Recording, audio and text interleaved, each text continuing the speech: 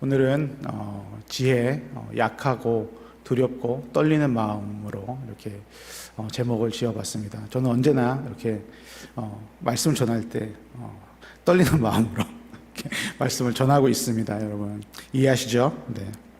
어떻게 한 주간 잘 지내셨나요? 네.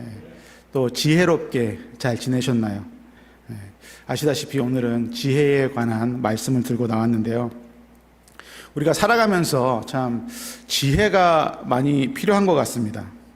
그런데 요즘에는 좀 지혜를 많이 발휘를 안 해도 되는 그런 시대를 살고 있습니다. 왠지 아세요? 우리는 AI 시대를 살고 있습니다. AI 시대, 그죠? AI 도움을 많이 받고 있죠. 챗 GPT도 있고, 그죠? 제미나이, 클라우드, 제가 모르는 것도 또 많이 막 쏟아지고 있습니다. 그죠? 우리는 이제 기억해야 했던 것들을 이제 기억 안 해도 되고, 그죠? 모르는 것들이 있으면은 이제 다 알려주고, 그죠? 이제는 요리를 못해도 다 알려주고, 요리를 김치찌개 잘 끓일 수 있습니다. 네, 김치찌개 잘 끓일 수 있고. 그래서 요새는 또 테슬라가 그렇게 좋더라고요. 그죠? 요새는 그냥 버튼 하나만 누르면은 원하는 대로 다 갈 수 있고, 그죠? 너무 좋습니다. 요새는 벤츠보다 저는 테슬라가 더 욕심 나더라고요. 그래서 테슬라 타시는 분들 너무 부럽습니다. 네, 그죠? 네. 그리고 요새 또 많이 쓰시는 것들이 있잖아요. 그 핸드폰에 뭐 많이 보시죠? 유튜브, 그죠? 유튜브 알고리즘이라고 이제는 입력하지 않아도 이 AI가 뭘 보시고 싶은지 다 알아요. 그래서 말씀 보면은 계속 말씀이 나오고, 그죠? 찬양 들으면은 계속 찬양이 나오고, 그죠? 네. 먹방 보면 계속 뭐가 나와요? 먹방이 나오고, 그죠? 예. 이제 그런 시대를 살고 있어요. 그래서 우리는 이 지혜를 이 편의성으로 많이 이렇게 교체하고 있는데요. 그럼에도 불구하고 우리가 AI를 통해서라도 계속 추구하는 것들이 우리가 과연 무엇일까요?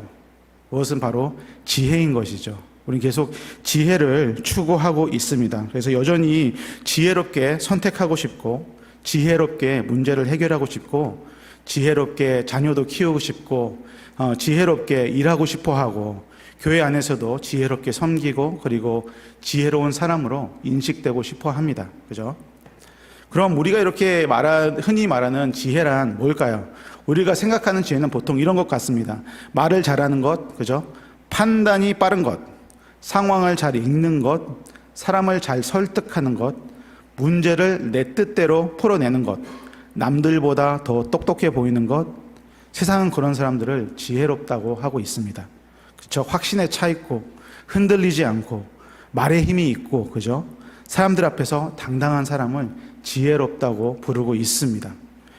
그런데 오늘 우리가 본문에서 보고 있는 바울은 전혀 다른 지혜를 말하고 있습니다. 바울은 고린도 교회에 복음을 전하러 갔을 때에 자신의 마음이 어떠했는지 오늘 2장 3절에서 이렇게 고백하고 있습니다. 내가 너희 가운데 거할 때에 약하고 두려워하고 심히 떨었노라. 그죠? 우리가 알고 있는 사도 바울의 모습은 약간 이런 게 아니죠. 그죠? 그죠? 사도 바울은 약간 엘리트고, 그죠?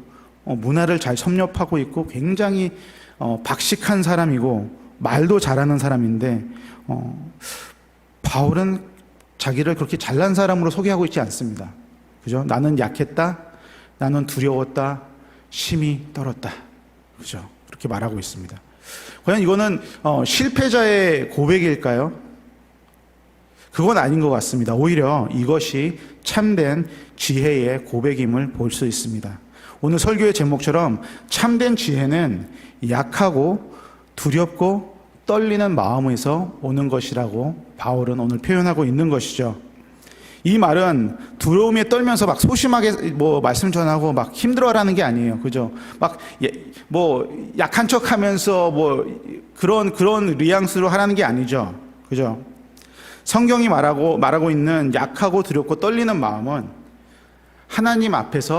크신 하나님 앞에서 나를 정확히 알라는 이야기인 것 같습니다. 내가 구원자가, 내 말로 하는 내가 그런 구원자가 아니라는 것을 알라는 마음인 것 같습니다. 내가 사람을 변화시킬 수 없고 내가 가진 말솜씨, 경험, 지식, 성과, 직분, 열심을 내는 하나님의 제 열심이 하나님의 능력을 대신할 수 없다는 것을 아는 마음이, 그렇죠? 약하고 두렵고 떨리는 마음인 것 같습니다. 그리고 그 마음으로 십자가 앞에 서는 것입니다. 그래서 바울이 제일 먼저 얘기하는 것은 고린도전서 2장 1절에서 이렇게 말하고 있습니다. 제일 먼저 참된 지혜는 나를 중심에 두는 것이 아니라 십자가를 중심에 두는 것입니다. 그렇죠? 내가 중심에 서면 안 돼요. 그렇죠? 내가 중심에 서고 있을 때 그것이 우리는 마치 지혜인 것 마냥 살아갈 수도 있는데, 그게 참된 지혜가 아니라 내 그 자리에서 나와서 그 자리에 십자가를 둬야지 그게 참된 지혜라고 말하고 있는 것이죠. 그래서 고린도전서 2장 1절에는 이렇게 시작하고 있습니다. 형제들아, 내가 너희에게 나아가 하나님의 증거를 전할 때에 말과 지혜의 아름다운 것으로 아니하였나니. 그죠? 여기 키워드가 말과 지혜의 아름다운 것으로 아니하였나니. 고린도는 마치 지금처럼 말의 도시였습니다. 그죠? 말하는 것을, 이 지혜를, 이 지적인 것을, 나의 지식을 나누는 것을 매우 좋아했던 그런 도시예요. 철학과 수사학과 논쟁이 발달한 곳이었습니다. 그래서 그냥 닦아놓고 누가 더 똑똑한지 항상 따지던 곳이에요. 그죠? 지금 마치 지금 현대를 보는 것 같죠. 우리도 항상 누군가 얘기할 때 누가 더 많이 알고 있나 이렇게 겨루고는 하잖아요. 그런데 바울은 지식이 풍부함에도 불구하고 고린도에 가서 이런 지식으로 말씀을 전하지 않았어요. 그래서 이렇게 고백하고 있는 것이죠. 말과 지혜의 아름다운 것으로, 나는 뭔가 팬시한 그런 말을 전하지 않는다. 그렇게 전하지 않았다. 그죠? 바울은 율법에 능했고 헬라 문화에도 능했지만 바울은 복음을 전할 때 사람들을 감탄시키려고 하지 않았어요. 되게 겸손하신 분이죠. 그죠? 많이 알고 있음에도 감탄시키려고 하지 않았어요. 저는 감탄시키려고 해도 안 되는데 이분은 일부러 하지 않았어요. 그죠? 대단한 분이시죠. 그래서 우리는 그때도 그랬고 지금도 그렇지만 우리는 누군가를 감탄시키는 것을 굉장히 좋아합니다. 우리는 좀 뭔가 영향력 있고 좀 뭔가 의미심장한 말을 하는 걸 좋아해요. 그죠? 그런데 사람들을 감탄시키는 것이 바울의 목적이 아니었습니다. 바울의 목적은 단 하나, 뭐죠? 사람들이 바울을 보는 것이 아니라, 내 중심에 있는 나를 보는 것이 아니라, 바울이 잘나서 내 중심에 있는 나를 보는 것이 아니라 내 안에 중심 되시는 누구를 보게 해요? 십자가에 못 박히신 예수 그리스도를 보게 하는 것이 바울의 온전한 의도였어요. 그래서 2절에는 이렇게 고백하고 있는 것입니다. 내가 너희 중에서 예수 그리스도와 그 십자가에 못 박히신 것 외에는 아무것도 알지 아니하기로 작정하였습니다. 나는 예수 그리스도에게 올인했다. 내 지식도 이거에 견줄만 하지 않다. 그렇죠? 아무것도 알지 않기로 작정했다는 말은 다른 지식이 필요 없다는 뜻이 아니라, 그죠? 바울은 중심에 대해서 이야기하고 있는 거죠. 내 중심에 내가 있느냐? 내 중심에 내 지식이 있느냐? 내 잘남이 있느냐? 내 박식함이 있느냐? 그죠? 그게 아니라 내 중심에는 모든 것을 뛰어넘는 예수 그리스도가 있다라고 말하고 있는 것이죠. 네. 그래서 바울은 자신이 무엇을 알고 있냐보다는 무엇을 가장 중심에 두고 있냐가 더 중요했던 분인 것 같습니다. 그래서 이것이 참 지혜라고 말씀하고 있는 것이죠. 참된 지혜는 많이 아는 것도 아니고 말을 잘하는 것도 아닙니다. 참된 지혜는 중심에 무엇을 두냐인 것 같습니다. 바울은 중심에 누구를 두고 있다고 말하고 있죠? 예수 그리스도와 그 십자가를 중심에 두고 있다. 곧 그것이 지혜다라고 말씀하고 있는 것입니다. 우리는 중심에 누구를 두고 있어야 하는지 너무도 잘 알고 있지만 때로는 신앙생활을 하다 보면은 좀 그게 프라이어리티가 바뀔 때가 너무 많은 것 같아요. 그죠? 우리 본질이 아닌 거에 중심을 둘 때가 너무 많은 것 같습니다. 그렇죠? 그리고 그래서 바울은 말하고 있는 것 같아요. 교회의 지혜의 본질은, 주의 중심은 사람이 아닙니다. 사람이 아니라 직분도 아니고 우리의 경험도 아니고 어떠한 전통도 아니고 교회의 중심은 오직 예수 그리스도이십니다. 그래서 우리가 아무리 성경을 많이 읽고 알아도 십자가 중심이 아니면 그 지식은 사람을 세우기보다 판단하는 도구가 될 수 있다는 말입니다. 그죠? 우리는 너무 쉽게 그 율법주의에 빠지기가 너무 쉬워요. 그 율법이 중심이 되면, 그죠? 이렇게 되면 어떻게 되는 것이죠? 이제 지혜가, 우리가 지혜라고 생각하는 것이 다시 내가 중심이 되는 거예요. 그죠? 율법주의로 돌아가면. 그래서 십자가로 항상 중심을 옮겨와야 되는 것입니다. 왜 십자가가 중심이자 참 지혜인지 아세요? 십자가는 항상 우리 중심이어야 되는 이유가 지혜는 십자가에서 시작됐기 때문입니다. 십자가는 우리에게 중요한 두 사실을 알려주는데요. 하나는 십자가를 바라봄으로써 우리의 죄가 얼마나 심각한지 알려줍니다. 십자가가 그래서 중요해요. 하나님의 아들이 죽으셔야 할 만큼 우리 죄는 무겁다는 것입니다. 그리고 또 하나는 하나님의 사랑이 동시에 얼마나 큰가 십자가가 알려주십니다. 하나님이 죽을 수밖에 없는 우리를 포기하지 않으시고 자기 아들을 내어주셨습니다. 그래서 십자가는 정말 우리에게는 신비예요, 신비. 우리의 죄를 알려주고 동시에 우리를 살리고, 우리를 죽이고 동시에 살리고, 십자가는 나를 낮추지만 동시에 살립니다. 십자가는 나의 자랑을 무너뜨리지만 동시에 하나님의 은혜를 붙들게 합니다. 그래서 바울은 십자가 지혜로 서야 한다고, 십자가 중심으로 서야 한다고 우리에게 말씀하고 있는 것입니다. 그런데 우리는 자꾸 어떻게 서려고 해요? 우리의 지혜로 서려고 해요. 그리고 결국 어떻게 되죠? 결국 실패하죠. 우리의 지혜로 쓰려고 하면은 늘 실패해요. 우리는 완전하지 않기 때문에 그래요. 우리는 십자가 중심으로 서야 하기 때문에 우리 지혜로 서려고 할 때 늘 실패하는 것입니다. 십자가를 바라보면서 서시는 성도님들이 되시기를 축복합니다. 참된 지혜는 십자가를 중심으로 섬과 동시에 약함을 숨기지 않고 하나님 앞에 가져가야 됩니다. 그죠? 우리가 십자가 중심으로도 서야 되고, 우리가 우리의 약함을 알고 우리의 약함을 하나님 앞에 가져가는 것이 이것 또한 지혜입니다. 그죠? 우리 3절에 보면은, 죄송합니다. 네, 3절에 보면은 이렇게 적혀 있습니다. 내가 너희 가운데 거할 때에 약하고 두려워하고 심히 떨었노라. 이 고백은 매우 중요한 고백인데요. 바울은 본인의 약함을 숨기지 않았어요. 그래서 오히려 자신이 약했고 두려웠고 떨렸다고 고백합니다. 우리는 보통 반대의 삶을 살죠. 그죠? 약함을 숨기려고 합니다. 부모는 자녀들 앞에서 어떻게 해요? 약해 보이고 싶어요? 아니면 약해 보이지 않고 싶어요? 그죠? 강해 보이고 싶고, 그죠? 리더는 사람들 앞에서 흔들림 없이 보이고 싶고, 그죠? 목회자나 직분자는 항상 믿음이 좋아 보이고 싶고, 그죠? 그렇습니다. 그래서 우리는 보통 이것을 겉바속촉, 그죠? 겉바속촉, 그죠? 속은 촉촉하고 약한데 겉은 아주 단단한 바삭바삭한 사람이고 싶은 거예요, 그죠? 겉바속촉이고 싶어요, 그죠? 속은 약하고. 저도 얼마나 부족한 사람이냐면요.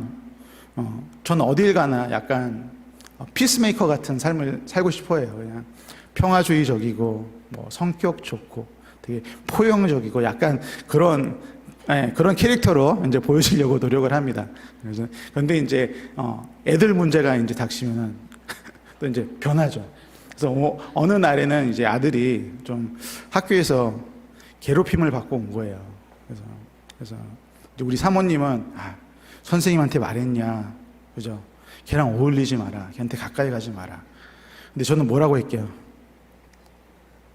눈에는 눈, 이에는 이다. 널 괴롭히는 애들은 한 대 쥐어 박아라. 다시는 건들지 않게. 아빠가 책임질게.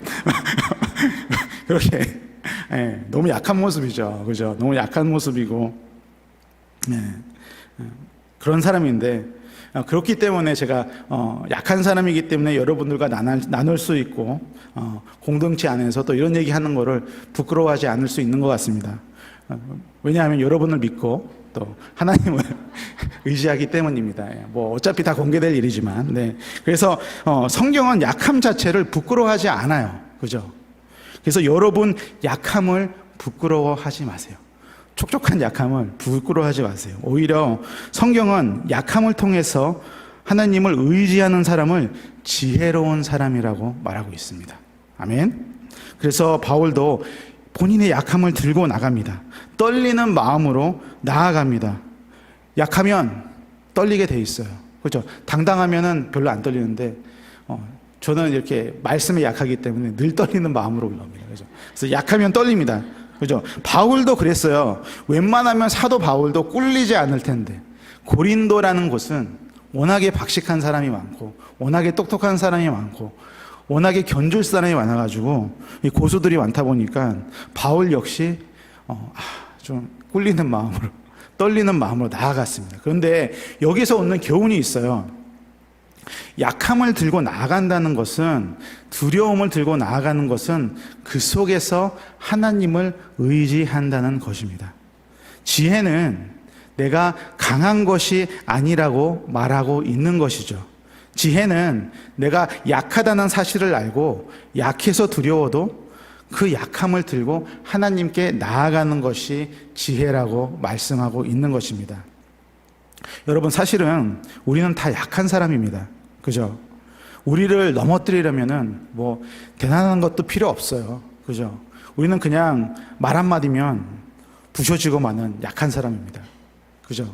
나는 널 더 이상 좋아하지 않아.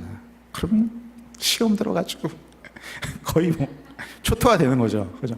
더 이상 너를 사랑하지 않아. 그럼 부부관계가 그냥, 그죠? 한마디면 저희는 무너지고 마는 너무나도 약한 사람이에요. 그죠? 우리는 가정에서도 약합니다. 자녀를 어떻게 길러야 될지도 때로는 몰라요. 우리 딸 주연이가 좀 화장품을 잘못 썼는지 이렇게 얼굴이 좀 빨갛게 올라와가지고, 주연아 왜 얼굴이 빨개? 물어봤더니 자기도 알고 있다고 화를 내는 거예요. 나는 나름대로 그냥 걱정돼서 위로차 이렇게 말했던 건데 어떻게 대할지 모르겠어요. 그죠? 참 조심스럽습니다. 요새 티네이저들 대하는 것도. 네. 부부 사이에도 저희는 너무 약해요. 그죠? 사랑하고 싶은데 어때요? 이기심이 막 올라오죠. 그죠? 나도 한 번쯤은 옳고 싶을 때가 있잖아요. 그죠? 나도 내가 오르려면 어떻게 돼요? 한 사람은 틀려야 되는 거잖아요. 그죠? 넌 틀렸어. 내가 오르면은 넌 틀린 거야. 그죠? 그러면 또 어떻게 되죠? 안 좋죠. 끝이 안 좋죠. 그죠? 네. 용서하고 싶을 때 마음이 쉽게 풀리지 않을 때도 있어요. 직장에서도 약합니다. 교회에서도 약합니다. 섬기고 싶은 마음은 많은데 늘 사람에게 실망해요. 그죠? 그때 우리는 어떻게 하죠? 어떻게 하죠? 여러분들 실망할 때마다 어떻게 이렇게 성경 펴서 뭐 잠언을 읽던가 그렇게 하시나요? 네? 아니죠. 네. 우리는 세상의 방식으로 돌아가서 다시 지혜를 찾습니다. 그죠? 더 강해지려고 노력하고, 더 단단해지려고 노력하고, 더 논리적으로 이기려고 노력하고, 내 뜻을 더욱 납득시키려고 노력합니다. 그런데 오늘 바울은 어떻게 하고 있습니까? 그죠? 다른 길을 보여줍니다. 약함을 인정하는 길을 보여줍니다. 두려움을 하나님께 가져가는 것을 보여주고 있습니다.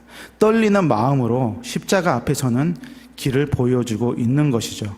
그래서 바울은 이렇게 고백했을 것 같아요. 우리 함께 읽어볼게요.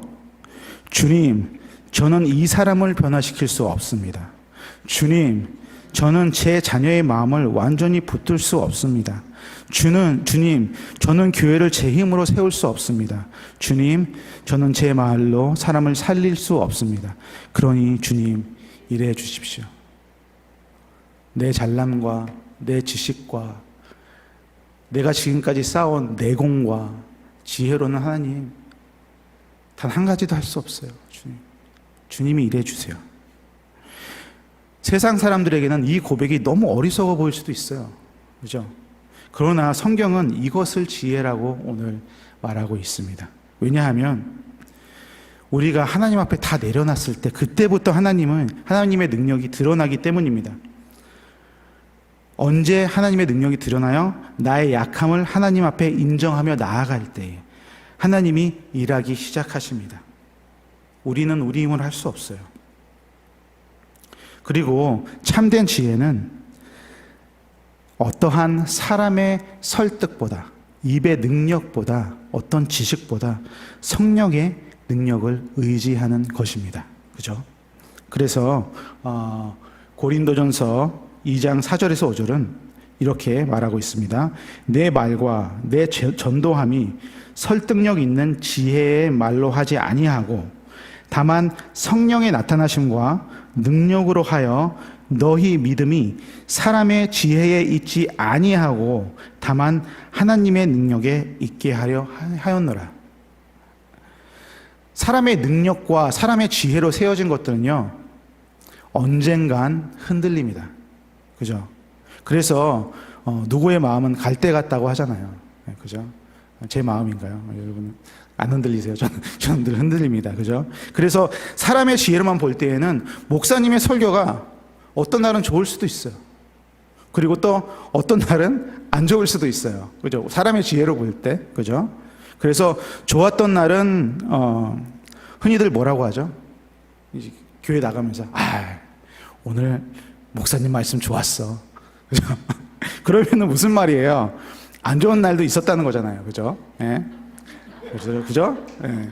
그래서 사람의 지혜는 이렇게 제한적이에요. 그죠? 이렇게 제한적이에요. 말씀을 받는 지혜도 제한적일 수밖에 없는 것이죠. 우리의 지혜만 의지할 때는 말이죠. 그죠? 어떤 말로 하나님이 아닌, 성령님이 아닌 어떤 말로 내가 납득을 당하려고 할 때는 그 사람을 내 지혜로 평가해야 되는 거예요. 그죠? 그러나 하나님의 능력 위에 세워진 믿음은 많이 다르죠. 사람은 부족해도 복음은 흔들리지 않습니다. 그죠? 제 말이 부족해도 복음은 흔들리지 않아요. 그죠? 설교자는 연약해도 말씀은 살아있습니다. 여러분, 제 말씀이 살아있나요? 살아있기를 바랍니다. 예. 교회는 완벽하지 않아도 그리스도는 완전하십니다. 아멘. 바울은 이 비결을 알았어요. 자기 입술의 능력으로 누구를 변화시키는 것이 아니라는 걸 알고 있었어요. 그래서 자신의 능력으로 사람들의 마음을 얻으려고 하지 않았어요. 이것이 참된 사역자의 지혜입니다. 이것이 참된 부모의 지혜입니다. 이것이 참된 리더의 지혜인 것입니다. 부모의 역할은 자녀가 부모만 의지하게 만드는 것이 아니죠. 그죠? 자녀가 하나님을 의지하게 도와주는 것이 부모의 역할이죠. 교회 리더의 역할은 사람들이 나를 따르게 만드는 것이 아니죠. 사람들이 그리스도를 따르게 돕는 게 역할이죠. 목회자의 역할은 성도들이 설교자를 좋아하게 만드는 것이 아니죠. 성도들이 말씀 앞에서 하나님을 만날 수 있게 돕는 사람인 거죠. 그리고 나머지 일들은 그렇게 인도했을 때에 성령님이 인도하십니다. 아멘. 내가 누군가를 내 말과 지혜로 구원해야 한다면 우리는 결코 무너질 수밖에 없어요. 그죠? 내가 가정을 완벽하게 세워야 한다면 그 가정은 견딜 수가 없어요. 내가 교회를 내 능력으로 부흥시켜야 한다면 우리는 실패할 수밖에 없습니다. 그러나 하나님은 우리에게 그렇게 말씀하지 않으십니다. 하나님은 우리에게 네가 능력이 되라, 네가 해내라 그렇게 말씀하시는 것이 아니라 하나님은 내 능력을 의지하라고 오늘 우리에게 도전하고 계십니다. 그래서 시편 37장 5절에는 다음과 같이 선포하고 있죠. 내 길을, 우리 함께 읽겠습니다. 내 길을 여호와께 맡기라. 그를 의지하면 그가 이루시고. 그죠? 우리는 하나님한테 맡기면서 나아가는 거예요. 그죠? 내 입술에 맡기는 것이 아니라, 내 능력에 맡기는 것이 아니라, 내 위트에 맡기는 것이 아니라, 하나님께 맡길 때에 하나님이 이루신다고 말하고 있습니다. 우리의 역할은 누구를 붙드는 것이 아니라, 어떠한 지식을 붙드는 것이 아니라 십자가를 붙드는 것입니다. 성령을 의지하는 것입니다. 약하고 두렵고 떨리는 마음으로 순종하며 나아가는 것입니다. 맡기고 의지하며 하나님의 이루심을 누리는 성도님들이 되시기를 축복합니다. 그리고 마지막으로 참된 지혜는 감추어진 하나님의 계획하심을 믿는 것입니다. 바울은 6절부터 하나님의 지혜를 감추어진 지혜라고 말하고 있습니다. 이 지혜는 이 세대의 통치자들이 알지 못했던 지혜입니다. 만약 그들이 알았더라면 영광의 주를 십자가에 못 박지 않았을 것이라고 말하고 있는데요. 십자가의 지혜는 하나님의 감추어진 계획을 믿는 것입니다. 우리는 당장 보이는 것만으로 판단할 때가 많습니다. 일이 잘 안 풀리면은 하나님이 함께 안 하신다고 생각하고, 일이 막히면 하나님이 멀리 계신 것처럼 느끼곤 합니다. 사람들이 인정해주면 성공이라고 생각하고, 그렇지 않으면 실패라고 또 생각하고, 그죠? 우리는 상황에 의해서 우리의 믿음이 너무 많이 변해요. 그렇듯이 세상은 십자가를 실패로 보았습니다. 하지만 어떻게 됐죠? 세상은 십자가를 실패로 보았는데 하나님은 바로 그 십자가를 통해 구원의 지혜를 드러내셨습니다. 이것이 하나님의 방식인 것이죠. 하나님은 사람들이 맞다고 생각하는 방식으로만 일하시지 않습니다. 그래서 우리는 어떻게 해요? 약하고 두렵고 떨리는 마음으로, 그렇죠? 지혜를 들고 나아갈 때 잘 될 것 같죠? 잘 안 될 때도 되게 많아요. 그죠? 실패할 때도 많아요. 그죠? 우리는 약하고 두렵고 떨리는 마음으로 뭘 했는데 성공을 못하거나 실패할 때도 있습니다. 하지만 이것이 하나님의 방식임은 우리는 알아야 될 때가 있습니다. 하나님은 사람들이 맞다고, 현명하다고 생각하는 방식으로만 일하시지 않습니다.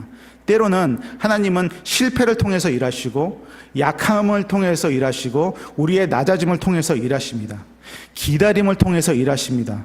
눈물과 깨어짐을 통해서 일하시기도 하십니다. 그래서 십자가는 우리에게 보여주는 것입니다. 보이는 것이 전부가 아니라고. 그죠? 사람의 판단이 최종 판단이 아닙니다. 약함이 반드시 실패는 아닙니다. 낮아짐이 반드시 패배는 아닙니다. 침묵이 반드시 버림받은 것이 아닙니다. 십자가 뒤에는 무엇이 있죠? 부활이 있습니다. 그죠? 하나님은 지혜를 우리가 다 이해하지 못하는 방식으로 주십니다. 그죠? 그래서 고린도전서 2장 9절에는 이렇게 적혀 있습니다. 기록된 바 하나님이 자기를 사랑하는 자들을 위하여 예비하신 모든 것을 눈으로 보지 못하고 귀로 듣지 못하고 사람의 마음으로 생각하지도 못하였다 함과 같으니라. 하나님이 사랑하시는 자들을 위해서 위에 준비하신 은혜는 정말 우리가 계산하고 있는 것보다 훨씬 크세요. 그죠? 그러므로 지혜 있는 성도는 조급하게 판단하지 말아야 하는 것이죠. 눈앞의 약함만 보고 끝났다고 말하지 않습니다. 지금 내가 두렵다고 해서 하나님이 일하지 않으시는 것이 아닙니다. 지금 내가 떨린다고 해서 믿음이 없는 것이 아닙니다. 오히려 그 떨림 속에서 하나님을 붙든다면 그 자리가 지혜의 자리입니다. 은혜의 자리이고 하나님이 일하시는 자리입니다. 사랑하는 성도 여러분, 세상은 우리에게 지혜가 있어야 한다고 강조하고 있습니다. 그죠? 양육 강식, 강한 자만이 살아남는다고, 강해지라고, 지혜로 강해지라고, 더 똑똑해지라고, 더 설득력 있게 말하고, 더 당당해지고, 더 영향력 있는 사람이 되라고 말하고 있습니다. 물론 우리는 성실하게 살아야 되겠죠. 배워야 하고요. 더욱 성장해야 합니다. 책임 있게 말하고 또한 행동해야 합니다. 그러나 성경은 거기에서 한 단계 더 나아가고 있습니다. 더 깊은 지혜를 가르치고 있습니다. 참된 지혜는 내가 강하다고 착각하는 것이 아니라 내가 아무리 똑똑하고 말 잘하고 강해도 참된 지혜는 하나님 앞에서 내가 연약한 자임을 인정하는 것입니다. 참된 지혜는 두려움이 없다고 말하는 것이 아니라 두려움 속에서도 십자가를 붙드는 것입니다. 참된 지혜는 내 말의 능력을 믿는 것이 아니라 성령의 능력을 의지하는 것입니다. 그리고 지금은 보이지 않아도 여러분, 이게 제일 중요합니다. 지금은 보이지 않아도 하나님의 계획을 믿는 것이 오늘 바울이 말하고 있는 지혜인 것입니다. 바울은 약하고 두렵고 떨리는 마음으로 고린도에 갔습니다. 그러나 너무 떨리는 마음으로 갔지만 실패했나? 실패할 수도 있나? 그런 마음으로 갔지만 그러나 그곳에 뭐가 세워졌죠? 교회가 세워졌습니다. 왜냐하면 복음의 능력은 바울의 지혜에서 온 것이 아니라 하나님의 능력에서, 십자가에서 왔기 때문입니다. 오늘 우리도 이 지혜를 붙들기를 원합니다. 주님 앞에서 약해지는 지혜, 십자가 앞에서 낮아지는 지혜, 성령님 앞에서 성령님을 의지하는 지혜, 사람의 인정이 아니라 하나님의 능력 위에 믿음을 세우는 지혜, 하나님의 계획을 믿는 지혜. 이 지혜, 두렵고 약하고 떨리는 마음으로 하나님을 바라보는 지혜가 우리 가정에, 우리 교회에, 우리의 섬김과 삶에 충만하기를 바랍니다. 기도하겠습니다.